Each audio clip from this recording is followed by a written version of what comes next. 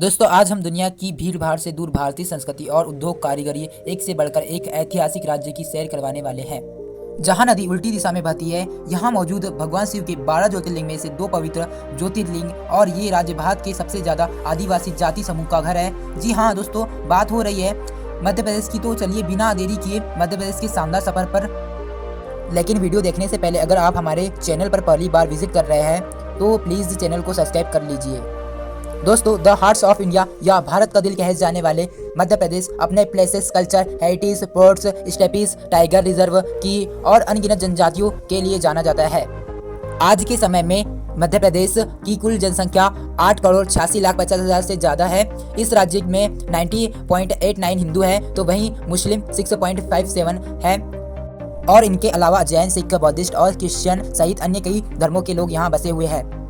भारत के मध्य में स्थित होने की वजह से इसका नाम मध्य प्रदेश रखा गया है, जबकि एक समय पर यह मध्य भारत हुआ करता था, जिसका आज के समय में क्षेत्रफल 3,08,252 वर्ग किलोमीटर के लगभग है। और इस लिहाज से मध्य प्रदेश राजस्थान के बाद मध्य प्रदेश भारत का दूसरा सबसे बड़ा राज्य है, जिसकी सीमा उत्तर में उत्तर प्रदेश, पूर्व में छत्तीसगढ़, दक्षिण में महाराष्ट्र, पश्चिम में गुजरात और उत्तर पश्चिम में राजस्थान से मिलती है।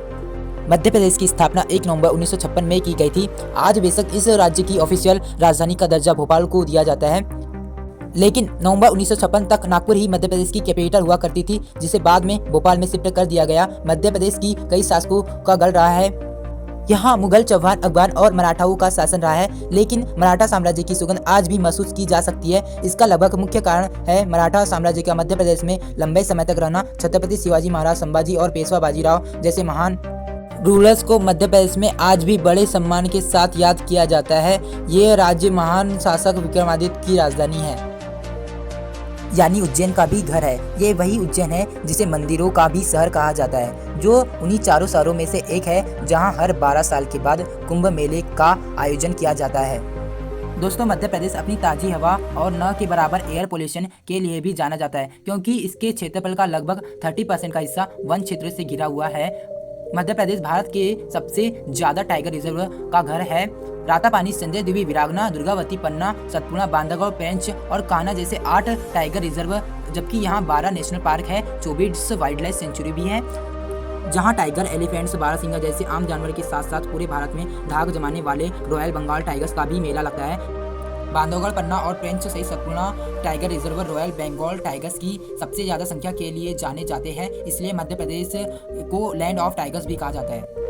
वैसे जंगल की बात चल रही है तो आपको मोगली से भी मिला देते हैं। जी हाँ, वही मोगली पर जिसके ऊपर पूरी द जंगल बुक लिखी जा चुकी है और मूवी भी बन जा चुकी है। आपने तो देखी ही होगी और न ही जाने कितनी कॉमिक्स बनाई जा चुकी है, लेकिन शायद ही आप जानते हो जंगल बुक असल में मध्य प्रदेश के जंगल से ही प्रेरित है।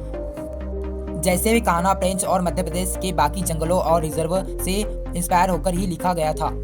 मध्य प्रदेश यानी कि पन्ना डायमंड सिटी का भी घर है। कहते हैं कि पन्ना की धरती हीरा उगलती है और डायमंड प्रोडक्शन में ये शहर पूरे भारत में पहले नंबर पर है, जिसके बदौलत मध्य प्रदेश भी डायमंड का घर बन चुका है, जहां 50 किलोमीटर से भी ज्यादा एरिया में हीरा पाया जाता है। मध्य प्रदेश लगभग 1 अरब हीरे का कारोबार करता है और दुनिया भर से यहाँ हीरा कारोबारी हीरा खरीदने के लिए पहुँचते हैं। हालांकि डायमंड के अलावा ये राज्य अन्य खनिज संसाधन के मामले में भी समृद्ध राज्य है, जहां कॉपर का सबसे ज्यादा भंडार है। खनिज संसाधनों के इस जाल की बदौलत मध्य प्रदेश की इकोनॉमी दिन दुगुनी रात चौगुनी तरक्की कर रही है। हालांकि इस तरक्की में एग्रीकल्चर का भी उतना ही कंट्रीब्यूशन है।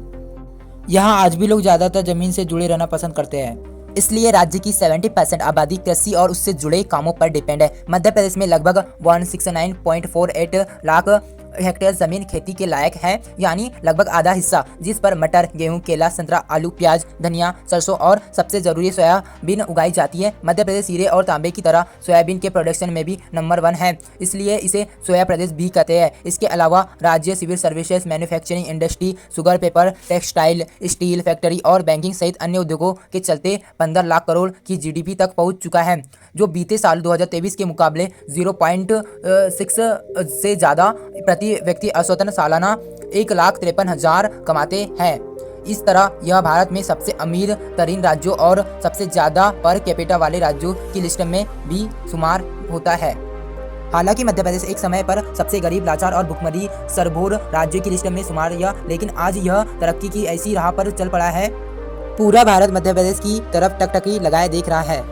राज्य की तरक्की में सबसे बड़ा हाथ यहाँ पर रहने वाले लोगों का है, जो न कि सिर्फ मेहनती, कामकाजी या मिलनसार माने जाते हैं, बल्कि 73.7% लगभग लिटरेसी रेट के साथ पढ़े लिखे लोगों की लिस्ट में भी शुमार होते हैं। दोस्तों, भारत की सबसे पुरानी नदी है नर्मदा, जिसे मध्य प्रदेश की जीवन रेखा माना जाता है। अमरकंटक की पहाड़ियों से निकलने वाली ये नदी भारत की 5वीं सबसे और मध्य प्रदेश की सबसे बड़ी नदी है, जो बाकी वो नदी से अलग उल्टी दिशा में बहती है। बाकी नदियां जहां पश्चिम से पूर्व की ओर बहती है, वहीं नर्मदा नदी पूर्व से पश्चिम की दिशा में बहती है। आपको बता दें कि मध्य प्रदेश में सबसे ज्यादा आदिवासी समुदाय वाला राज्य है। प्रतिशत के लिहाज से देखें तो 21% से ज्यादा आदिवासी जनजातियां बसी हुई हैं, जिनमें भील, गोंड, बगलका, कुकुर, कोल, सिरिया सहित 46 मान्यता प्राप्त जनजातीय समूह हैं, जिनका रहन सहन, खान पान और त्योहार जैसे बाकी चीजों जैसे मध्य प्रदेश से अलग है। भगोरिया इन जातीय समूह में सबसे प्रमुख त्योहार माना जाता है। करीब 7 दिनों तक चलने वाला यह त्योहार के लिए आदिवासी लोग महीने भर पहले से ही तैयारी शुरू कर देते हैं। इस दौरान सोने, चांदी, कपड़े और कई दूसरी चीज़ों की खरीदारी की जाती है। हालांकि मध्य प्रदेश को त्योहारों का घर कहा जा सकता है, क्योंकि यहाँ पर हर दिन एक पर्व की तरह आता है। और भगोरिया के अलावा भी मध्य प्रदेश होली, दुर्गा पूजा, कुंभ मेला, दिवाली, लोकरंग महोत्सव सहित कई त्योहारों को मनाया जाता है। लेकिन खजुराहो के डांस फेस्टिवल सबसे फेमस और सांस्कृतिक उत्सव के रूप में देखा जाता है, जिसे कला का शानदार नमूना कहा जाता है, क्योंकि इस दौरान भारत की शास्त्रीय नृत्य जैसे भरतनाट्यम, उड़ीसा, कुचिपुड़ी, मणिपुरी दूसरे शास्त्र में नृत्य कलाओं को पेश किया जाता है। मध्य प्रदेश में ही मौजूद हनुमतिया यह असल में ही एक द्वीप है, जहाँ पर हर साल जल महोत्सव का आयोजन किया जाता है, जिसमें भाग लेने के लिए सैलानियों का मेला लगता है। शायद इसलिए मध्य प्रदेश को भारत की संस्कृति में जगमगाते दीपक की तरह बताया गया है, जिसकी रोशनी का प्रकाश सोन, सिद्ध, चंबल, बेतवा और नर्मदा जैसी मध्य प्रदेश निकलने वाली अन्य नदियों के जरिए पूरे देश में फैलता है। मध्य प्रदेश में ही बैतल जिला, जहाँ रजन नाम का एक समुदाय रहता है, यहाँ के लोग खुद को पांडवों का वंशज मानते हैं। आपने चंदी साड़ियों के बारे में तो दोस्तों सुना ही होगा। सीन से बनने वाली इस साड़ियों की डिमांड आज पूरे देश में है। वैसे डिमांड तो भाई मध्य प्रदेश के पान की भी है। बनारसी पान के किस्से तो आपने कई बार सुने ही होंगे और शायद आपने उसे चखा भी होगा, लेकिन बीते कुछ सालों से बनारस के पान को टक्कर दे रहा है मध्य प्रदेश का फायर पान, जिसे आग लगाकर मुंह में डाला जाता है। दोस्तों, मध्य प्रदेश में कई दिग्गज हस्तियां का घर भी है, जैसे कि जया बच्चन, अर्जुन रामपाल, किशोर कुमार, सलमान खान, अम्बेडकर साहब, अटल बिहारी वाजपेयी जी, चंद्रशेखर आजाद जी, कोकिला नाम से फेमस लता मंगेशकर जी भी शामिल हैं। इस समय पर सबसे बीमारू प्रदेश कहे जाने वाले मध्य प्रदेश में एक ऐसा स्कूल भी है, जहां पढ़ने वाले हर बच्चा 3 इडियट का वायरस है। दरअसल स्कूल का नाम वीणा वंदिनी पब्लिक स्कूल है। ये स्कूल मध्य प्रदेश के सिंगरौली जिले में है। यहाँ पढ़ने वाला हर छात्र दोनों हाथ से लिख सकता है। जी हाँ, स्कूल में 200 से लगभग ज्यादा बच्चे पढ़ते हैं। इन्हें पहली कक्षा से ही दोनों हाथ से लिखना सिखाया जाता है। दोस्तों, मध्य प्रदेश की बात करें और संगीत की बात ना, भाई ऐसा तो पॉसिबल ही नहीं है।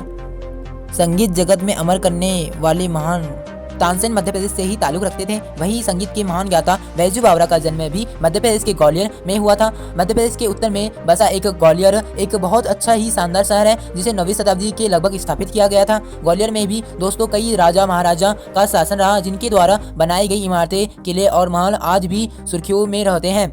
खासकर ग्वालियर फोर्ट, जिसे भारत के सबसे भूतिया किलों में से एक माना जाता है। ग्वालियर में ही दुनिया का सबसे महंगे महलों में से एक सिंधिया राज घराने का महल भी मौजूद है।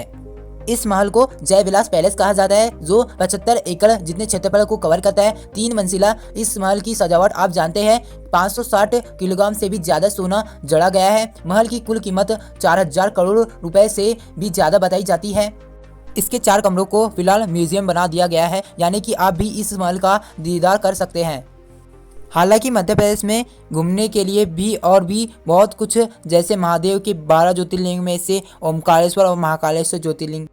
उज्जैन शहर श्रद्धालु के लिए बहुत फेमस है। उज्जैन शहर को घूमने के लिए सबसे पवित्र शहर माना जाता है, जहां श्री काल भैरव टेम्पल कई प्राचीन प्रसिद्ध मंदिर है। वहीं ओरछा जिले का श्री राम राजा मंदिर पूरी दुनिया में फेमस है, क्योंकि यह एक मात्र ऐसा मंदिर है जहां भगवान श्री राम जी की पूजा एक राजा के रूप में की जाती है। मध्य प्रदेश की भीमबेटका रॉक शेल्टर्स यानी भीमबेटका गुफाएं, जिसमें लगभग 750 गुफाएं का संग्रह है। इन गुफाओं को 2003 में वर्ल्ड हेरिटेज साइट का दर्जा भी दिया जा चुका है। ऐसा माना जाता है कि भीमबेटका की गुफाएं करीबन 3000 साल पुरानी है और भारत में सबसे पुरानी रॉक आर्ट कल्चर का प्रतीक भी है। इसके साथ मध्य प्रदेश में वर्ल्ड फेमस खजुराहो के मंदिर देख सकते हैं। मध्य प्रदेश के छतरपुर में स्थित खजुराहो का मंदिर वर्ल्ड हेरिटेज साइट है। मध्य प्रदेश की तीसरी वर्ल्ड हेरिटेज साइट सबसे खूबसूरत जगह सांची का स्तूपा, जिसे तीसरी शताब्दी ईसा पूर्व सम्राट अशोका ने बनवाया था। वहीं मांडू शहर मौजूद मांडू पोर्ट किसी से कम नहीं है। इनके अलावा मध्य प्रदेश में इंदौर, ग्वालियर, भोपाल जैसे शानदार शहर बेफौल अप्सरा हैं। बिहार के झरने, नदी, पवित्र नगर और मंदिर भी देख सकते हैं। साथ ही चख सकते हैं यहाँ का स्वादिष्ट खाना जो एक्सेस से भरपूर है, स्पेशली वड़ा पाव, जिसका जादू अब पूरे भारत में फैल रहा है। मध्य प्रदेश आप अपने ट्रांसपोर्ट, ट्रेन से, फ्लाइट से, किसी भी से पहुँच सकते हैं और यहाँ घूमने के लिए 40 से 50 हज़ार काफ़ी है। वीडियो को लाइक शेयर भी कर